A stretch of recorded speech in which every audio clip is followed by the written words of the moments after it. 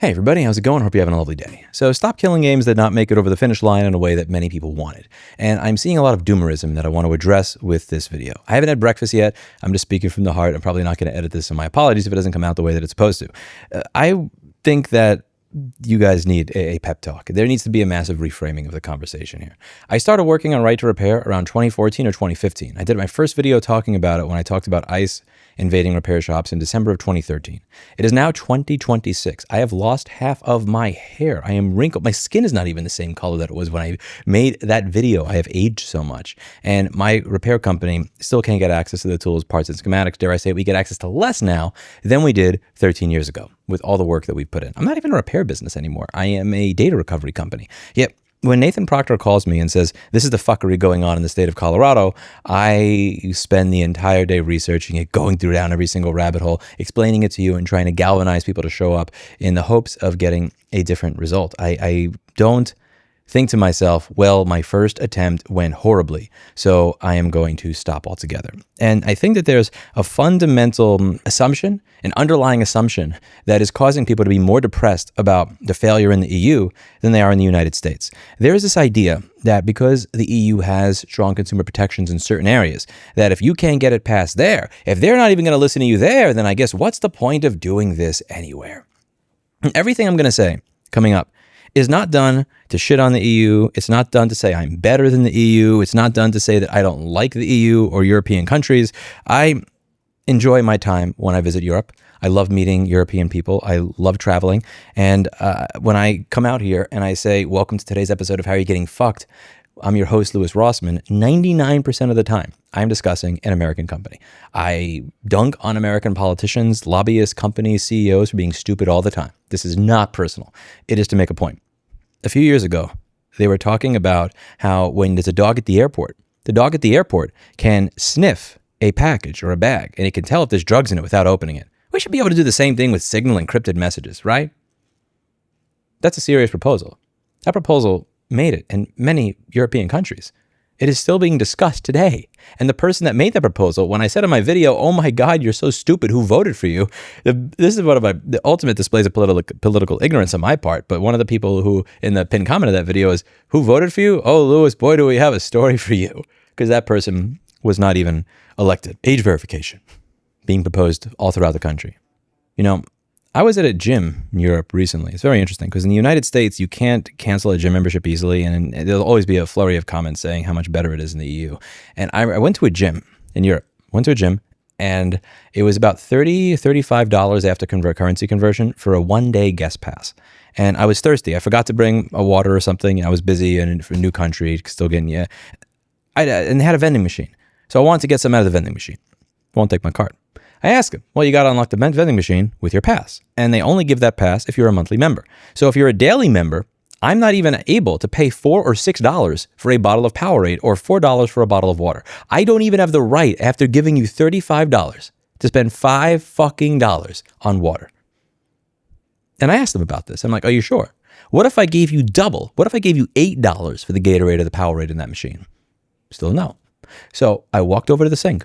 I put my mouth like this. I turned the sink on, and in front of everybody, started drinking water. I've never been in a place where they, it's in America, they'll just fuck you out of your money. But there, I couldn't even, you wouldn't even fuck me out of my money to allow me to drink something. My girlfriend, her mother was in the hospital, and I visited recently. And in America, usually the healthcare CEO is the one that's saying, fuck you, you're dead. And here, the hospital nurses were laughing while talking about the fact that she was probably going to die and the condition she was in. And they were also withholding dialysis in the most fucked up way possible while smirking about it and making all different types of comments. And I am very happy that she recorded all this as I advised her to.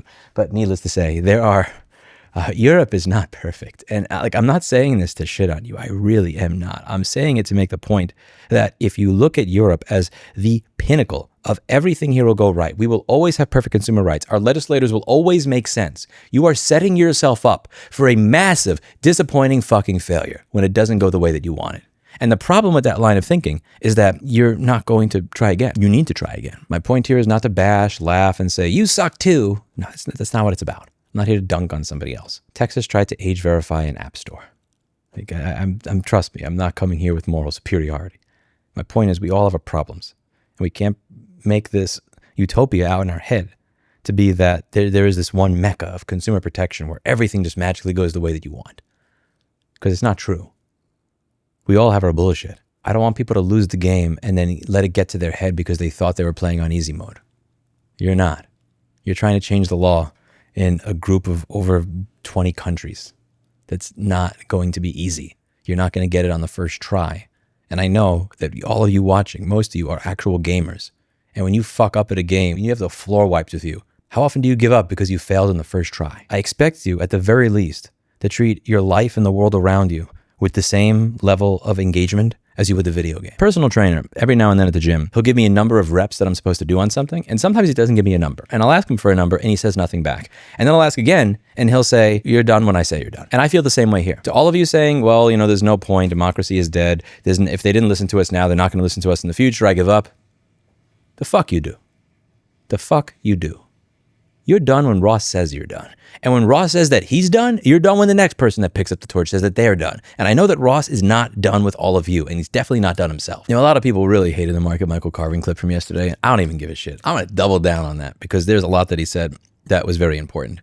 When he talks about this thing being way too hard or not being possible, and he's like, why do we even wake up in the morning?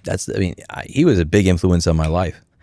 I bought the equipment that I needed to do motherboard repair in 2009. I did one or two on camera that were simple in 2012, and then the rest happened in 2014. Many people will think that I'm a success in what I do. I am not a success. I'm a failure in almost everything that I've done for my entire life. The difference between me and you is that I will endure 5 years of humiliating failure over and over and over again. Whereas most normal people will decide after the third, the second, sometimes the first, the fifth, the 10th time that they're done. That's not me. I like bashing my head against the wall. I like trying again. I'm not going to do the exact same thing in the exact same way if it fails over and over again. But I will come at it from different angles. Your job at this point, when you fail, is to reframe things so that when you win, but when you lose, you still win. I'm going to tell you all a secret. Can't tell anybody, right? When I bought that camera that I'm auctioning off down below, by the way, that's an ad. I'm going to show this because I'm selling that to buy some new camera shit. When I first started taking that camera to legislative hearings and stuff around back in 2015, I was not doing it with the idea that I would get the law passed or changed. Truly, I had a 1% belief that I was actually at any say in the process. Well, if that's the case, then why did I involve myself? I involved myself because if I can show you how fucked up the entire process is, that's still a win for me because that gets people engaged. When I can show you that 15 people showed up to speak in favor of this, and the one person that showed up to speak against it is talking about how magnetometers and microwaves will explode, literally making up parts that don't exist, and nobody is calling them out on this, and they win, that's going to get people galvanized and go, wait a second. Really? Oh my God, I had no idea this was happening. I'm going to get involved myself. That's part of your job now. Just because you didn't get a law passed doesn't mean you lost. You now have a win. You can show that with all of the overwhelming support for the process, some lying fucks from the ESA or the European version of the ESA were able to undo all of your work. Your job is not just to get a law passed, it is to document the entire process by which you were fucked. Because that will galvanize many more people towards your cause. So that next time you get 10 million signatures or 100 million signatures or 1 billion signatures. You may think this is ridiculous. Anybody that knew who I was in the mid-2000s and early 2010s would fucking laugh hysterically at the idea of me doing micro-level board repair that requires attention to detail once, much less 10 or 30,000 times over, and being one of the best-known technicians at it. And then being famous on the internet when I barely say hello to my mailman. So many comments calling him an asshole and saying, I can't believe you would tell a new student that.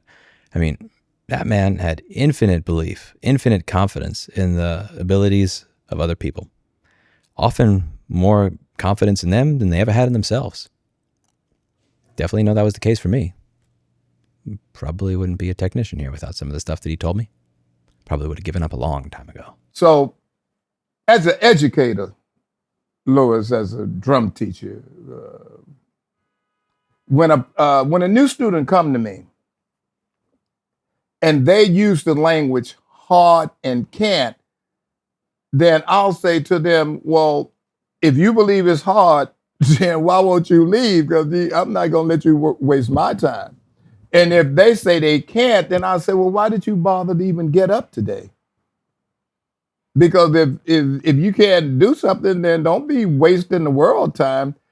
And there's one thing with the new students, and it always happened, and that's just the way it is because of the language that they pick up from other people, and there's nothing wrong with it in television and the media is sorry. I remember this was around 2007 and 2008 where I was really lost in life. I had no idea what I was going to do. I didn't know if I wanted to be a recording engineer, assistant engineer, psychologist, production assistant, whatever. And he just kind of looked at me when I was working on fixing something, and he was very, very encouraging. And he said something like, I forget what it was. Keep in mind, this was almost 20 years ago. It was like, you know what? A lot more shit seems to work when you're here. I want you to think about that. And I did. I started a tech repair business. And I embraced my identity as a technician and stopped trying to do the things that didn't fit. One of the things I loved about Michael Carvin is he believed in other people so much more than they actually believed in themselves. And a lot of people will watch or hear the things he says and think he's this giant boomer asshole, when in reality, he's one of the kindest people that I ever met. Because he believed in people way more than their parents did, way more than their friends did. And he always found a way to bring the best out of everybody. And I hope that I can have even 1% the effect on the community and Stop Killing Games and Right to Repair that he had on me. You're not done. You have a lot of work left to do. You're going to get to work and do a post-mortem of exactly why this died. You're going to let people know which arguments won and why. You're going to let them know which people said no to this initiative, how they said it came to say no, why they said no, and you're going to plaster that, and you're going to make sure that you create a message that galvanizes people to do infinitely more next year. You didn't lose. They gave you ammunition that you can use to come back with a much greater, much more motivated, much more incentivized movement. People like pushing back against bullshit. If there's anything I've learned in amassing 2.5 million subscribers over the years without proper video production technique, scripting, lighting, editing, people like pushing back against bullshit. They gave you a lot of bullshit. Now get to work. I believe in you. That's it for today. And as always, I hope you learned something. I'll see you in the next video. Bye now.